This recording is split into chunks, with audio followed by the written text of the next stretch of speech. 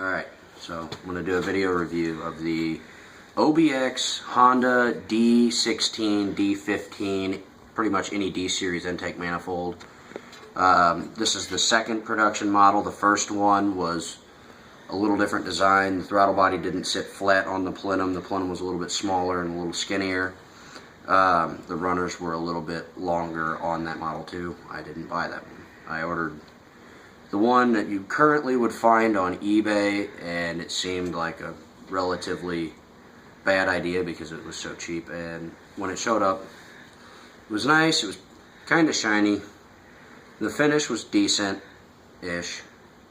But there was one problem immediately that I noticed, was that I couldn't even fit it to the head I have sitting over there in the corner.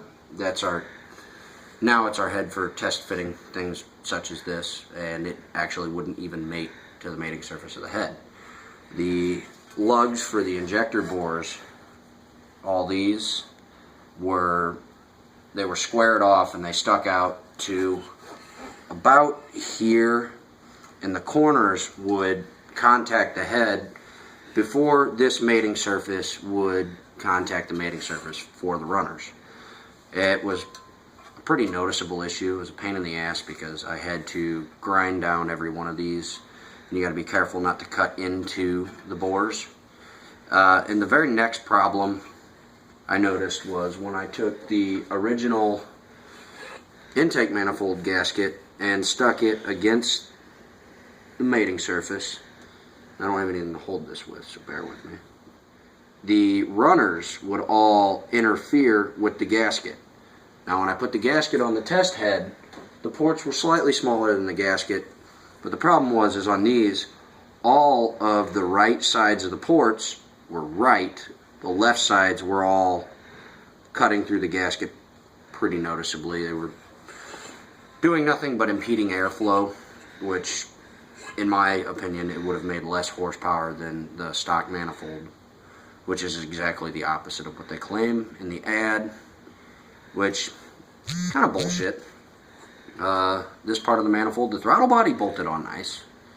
The holes that it mounts in do go all the way through, so you'll have to seal the bolts, otherwise you'll have a vacuum leak around the bolt holes, and you'll drive yourself up a wall trying to figure out what it is. It would be these bolt holes leaking, because there's no way to seal the head of the bolt through the hole on the threads. The gasket would only seal around the bolt, but it would not seal where air could slip in and create a vacuum leak. They give you some holes for fittings. You can put your idle air control valve on a mounting plate. You would have to put hose barbs in, put a filter on one side, and plumb it in here.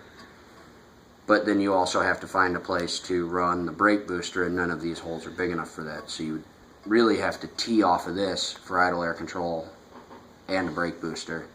You could use one of these 3 holes for the PCV. If you just use an 1/8 inch nipple, you can just clamp the hose on and it'll fit. And that leaves you 2 other holes to mount in vacuum lines on, which is enough. But you know, if you have any other vacuum accessories, it won't work. The other thing I noticed is if you look at the fuel rail mounting plate, it is a little bit crooked. I don't really see that being too much of an issue. I mean, I'm pretty crafty. I can make that work. The throttle bore on it is 66 millimeters. Doesn't interfere with the throttle plate at all. The bolt holes are pretty square, pretty lined up. Everything worked out pretty good on that end. This end, they kind of got bored and didn't really want to make their cut square. I applaud them on that.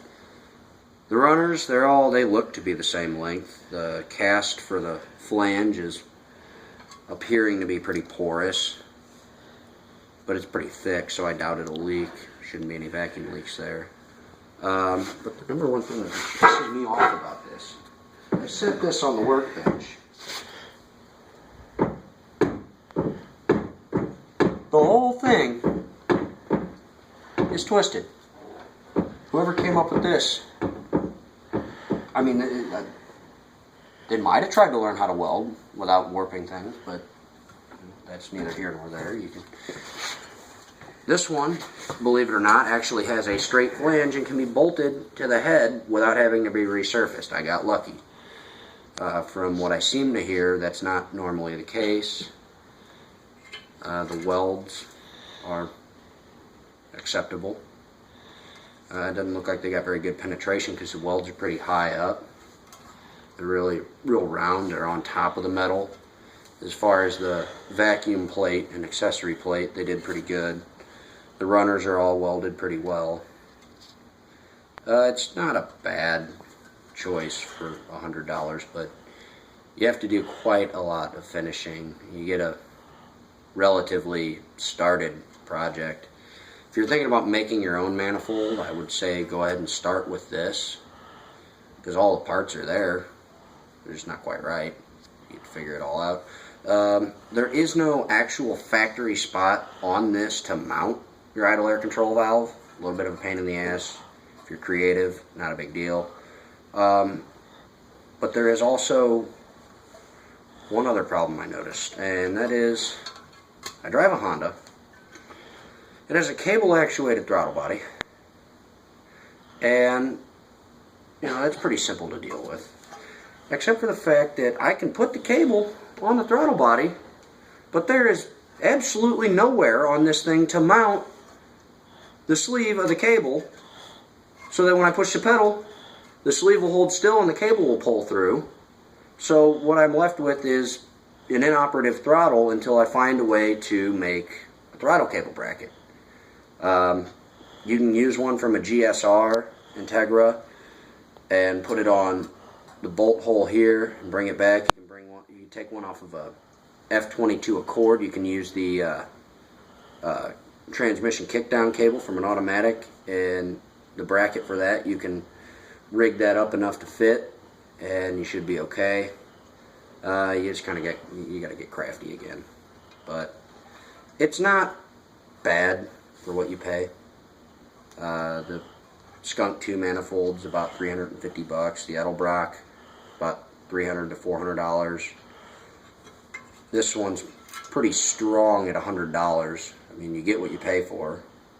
Well, you don't get what you don't pay for, but if you're willing to modify it to put your shirt down, if you're willing to modify it to work, it's not a bad deal, but it's going to take a lot of work. You can shut that off now. Yeah!